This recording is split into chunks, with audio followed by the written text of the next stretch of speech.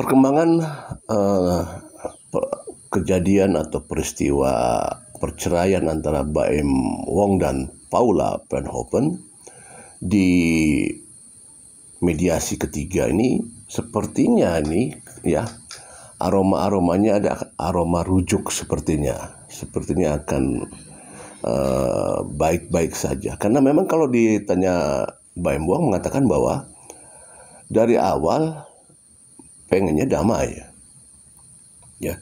Baim Wong itu dari awal pengennya damai, tapi ada yang menarik adalah ada clue yang disampaikan oleh orang terdekat dari Baim Wong, yaitu supir pribadi Baim Wong ya. Supir pribadi Baim Wong seperti apa, kita coba dengarkan ya. Tapi Mas udah tahu dari awal ya Pak? Semoga dapat hidayah. Hidayah itu banyak. Hidayah itu gue bisa menjalankan syariat Islam, sholat, buat waktu gitu loh. Terus ya, iya, Pak Slamet ya.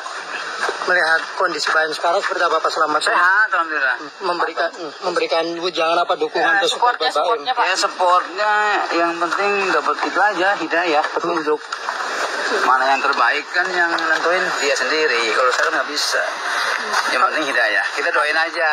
Iya. Tapi udah berapa lama sih sebenarnya Mas Slamet permasalahannya? Kan ya sekitar 6 bulan ini. Oh. Ya. Pak Slamet, tapi apa yang dilakukan Baim sekarang menurut Pak Slamet sudah benar belum Pak Slamet? Oh ya, insya Allah benar, karena kan sesuai apa namanya? Fakta bukti. Enggak, bukan itu maksudnya. Kan tergantung si Mas Baimnya. Ya.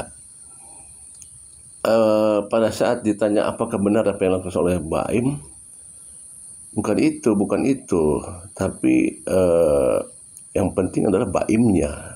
Nah ini clue ya, ini sebuah clue nih. Enggak Mas. Iya. Sesuai apa maksudnya fakta dan bukti yang Mas Baim punya? Ya mungkin tujuannya kan begitu, supaya apa sih namanya? Nggak bisa ngomong. Ya. kalau anak-anak sendiri gimana nih ya kan kayak ngomong kayak Rizal sendiri?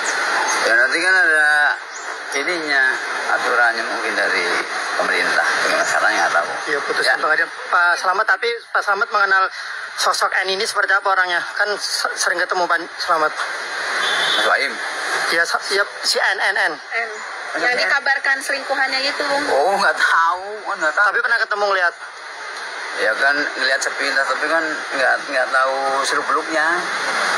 Pokoknya saya nggak tahu apa-apa ya. Kan kita kan cuma nganter doang. Ya. Oke. Supaya doanya. Ya doanya semoga ini aja sehat walafiat. Dapat hidayah itu aja, hidayah itu banyak. Ya. Semua seperti hidayah. Banyak doa. Amin. Ya. Pak Slamet, ini kan Baim kemarin dihujat sama masyarakat karena membongkar aib istri. Nah, Pak Slamet sendiri yang tahu nih orang dekatnya Baim seperti apa? Namanya juga manusia kan banyak. Manusia itu banyak. Ya namanya juga netizen kan banyak ini ya, banyak orang. Kan yang penting kan Mas Baim sendiri yang tahu. Tergantung itunya, apa namanya? Tergantung orang yang menilai kali ya? Iya, menilai yang itu aja ya. Insya Allah baik kok. Siapa yang baik? Ya Mas Baim baik. Oh, Mas Baim baik. Ya, jujur. Kita kan istilahnya kan apa namanya? Ya dapat support. Iya. Artinya yang disampaikan Mas Baim jujur ya tadi? Insya Allah jujur. Oh. Oke, siap. Ya, artinya bahwa yang disampaikan Mas Baim itu jujur ya. Ya, insya Allah. Ya kadang begini, masalah hiruk pikuk di keluarga itu adalah biasanya informasi yang akurat itu dari orang terdekat. Orang terdekat salah satunya adalah sopir. Pak Slamet ini adalah sudah bertahun-tahun bersama mereka di sana.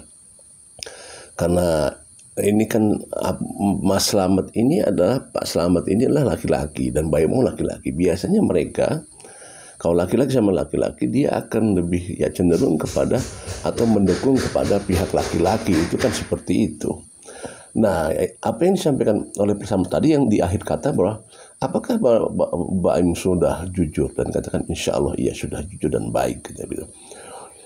Karena apa? Kadang-kadang begini, mereka tuh mengetahui ya orang-orang di sekitar ya lingkungan keluarga, orang-orang terdekat, biasanya mereka tuh mengetahui, cuman mereka enggan untuk bicara.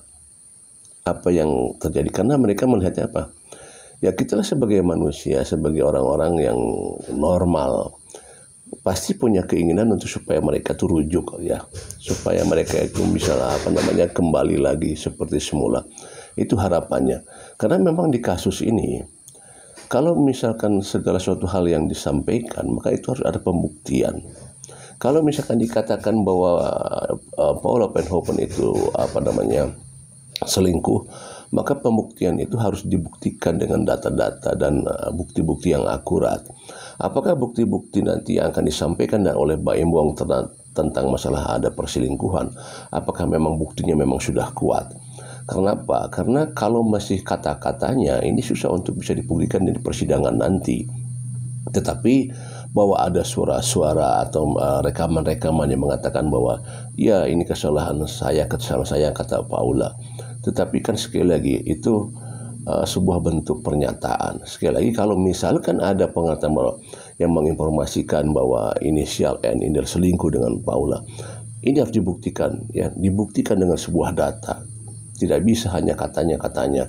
Dan tentunya ini nanti di pengadilan akan dibuka semua. Tetapi sebelum mencapai pengadilan, apakah di pertemuan ketiga itu, di mediasi ketiga, apakah akan terjadi rujuk? Sepertinya aromanya aroma rujuk, karena begini ya, buat Baim Wong sendiri yang penting adalah minta maaf. Ada rasa minta maaf dari Paula, itu yang paling penting. Karena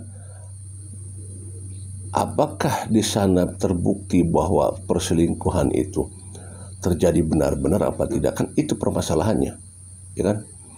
Apakah melihat langsung dengan mata sendiri, ya? Apakah ada bukti-bukti yang lain? Nah itu.